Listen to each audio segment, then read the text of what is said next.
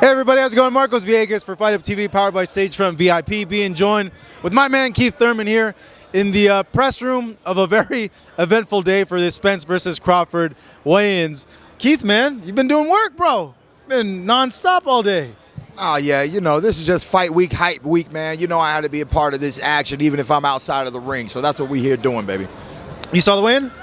No, I knew that I was going to come back here. I had to check into my room. I just wanted to relax for a little bit and then come back. You know, weigh-ins, I've seen them in the past. I'll probably see a little shorts on my IG later on tonight before I hit the haystack. But, you know, I'm here for the fight, baby. I'm not here for anything else. Want to watch the weigh-in? Let's watch the weigh-in. I want to get your thoughts to see, like, how they looked and just overall what you think of everything.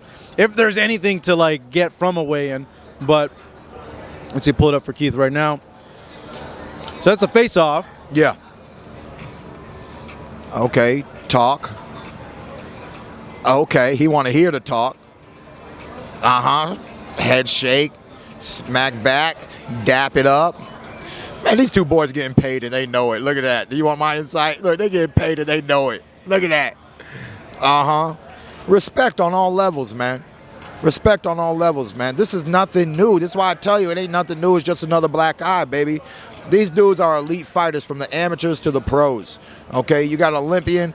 You got somebody who was with me in 2007 in contention for the 2008 Olympic Games. We were in the Olympic trials, Terrence Bud Crawford and myself. You know, so that's what I'm saying, man. You know, it's interesting. Yeah, I'd like to watch it again because when they turn over or just get another angle of it because they do a lot of talking. Yeah. But he looks a little thick, man. Crawford's really filling in to 147. I know he's been doing tremendous strength work. Look at the core. Look at the abs. You know, he's naturally a smaller guy, so maybe some of that thickness is like a little bit of flab. He hasn't converted it all into muscle quite yet. But I think he's done a terrific job with the body transformation overall. And, you know, Spence has always been a big welterweight. He's looking like a lean, mean fighting machine right now. Yeah, because they've always said that, you know, Crawford's a smaller guy. And they're like, how is he going to deal with the size of an Errol Spence in this fight?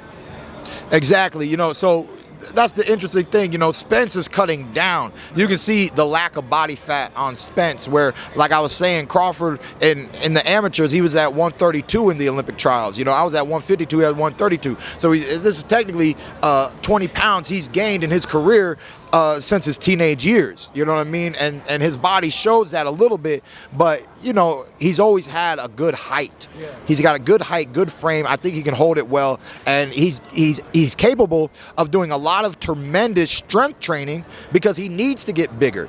So that's where sports gets interesting, where Spence is cutting down, but Crawford is allowing himself to bulk up, you know, and fill out more, which I clearly could see a job well done there from the weigh-ins. Yeah, I'm gonna go ahead and show you the actual time where they like flexed off and everything, just to get there. You are right there, Keith, right after the weigh-in. But it's been the big question about this fight is like what factor is the power of Errol Spence gonna play in this fight, and can Terrence Crawford handle that power? Yeah, so, you know, Crawford has never been hit on the chin by an Errol Spence Jr. or a Keith Thurman of the welterweight division. He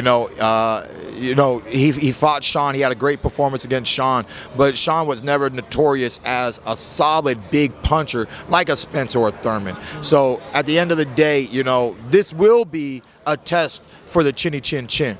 I heard a comment from Gervonta Davis saying that Errol Spence has a metal shield and that Terrence Crawford has a glass shield, and when the shots get firing, that glass shield will break. He says, I know this. It's Spence all day, you know. So I see what he's saying. You know, I feel the same way that, to a certain degree, I feel the same way that Crawford has not got hit with that real hit stick, you know, and Spence has the full capacity of making that happen.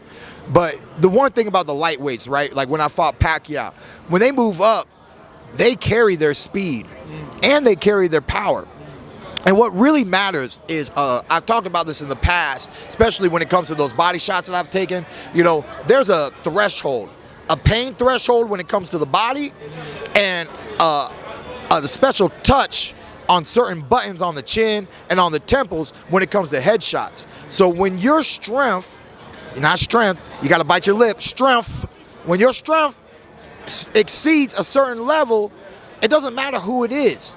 With small gloves, boom, touch the button, you're going to get that reaction. Boom. You're going to be shook or they're just going down. There's nothing you can do about it. And both of these fighters have that power. They have the capacity to hurt each other. Who's going to be the first one to land the first big shot? Once the fight, who gets shook first? How do they act? How do they react? How do they come back? Do they come back in the same round to solidify that I'm not here to lay down? Or do they have to compose themselves and come back in the next round? You know, I'm hoping to see a firefight. I'm hoping to see a little bit of a tug and war. A lot of people are talking about this Inoue performance that happened. Yes, we saw undefeated versus undefeated, but let's be honest, man. Fulton was only like 23-0. He was not of the caliber and of a Terrence Crawford and an Errol Spence. Inoue and Fulton. A great matchup. Tremendous fight. Let me touch on that then with the Inoue part, because a lot of people have said he should be considered pound for pound number one because he's doing it in multiple divisions against guys that are bigger than him and against guys consistently that are either champion or number one, number two as a smaller guy for the last 5 years. Okay, yes, Kid Chocolate, that Kid Chocolatito, he was pound for pound number one, this and that. There's no such thing, people, okay? You guys are just so bored, sitting at home with your computers, doing boxing talk every day and every night. You guys live in a fantasy world, okay? There's no such thing as pound for pound. It'll never happen, okay? You're just gonna put it in a video game one day, pound for pound champions. Next fight game, got it? Thurman said it, patent, you gotta pay me money. Anyways, at the end of the day, it's fantasy land, okay? It's just make believe. You can't have a 4'11" fighter being pound for pound versus 6'7" Deontay Wilders, and like that's not how boxing works. Can we come back to the real world? Can we just say Inoue is great? If you saw my IG, I called him the Japanese goat. Okay, I was questioning if they even got goats in Japan, just so that I can lead up to now they do, and his name's Inoue. Okay, he's great. You know. Just like the cereal, you know, with Tony the Tiger. Inoue is great, okay? Can he just be great? Can we just admire what he brings to boxing? Like when everybody was riding on Lomachenko's jock, and Lomachenko was great, still is great, but eventually you keep moving up in weight classes, you're gonna get got. Everybody has their place, you know? Their ceiling. No way gonna come up to welterweight division and be the next Manny Pacquiao. That's what people are saying. Hey, Manny Pacquiao. Like, you don't have to compare in this universe, okay? Every star in the sky is bright. That's why we see them. If they didn't shine their light, we would not see them. Now that he's here, and he's been here, by the way, I watched that boy fight 2 times, not 1 time, 2 times in Tokyo, and I gotta tell you, it was amazing. He was great back then, okay?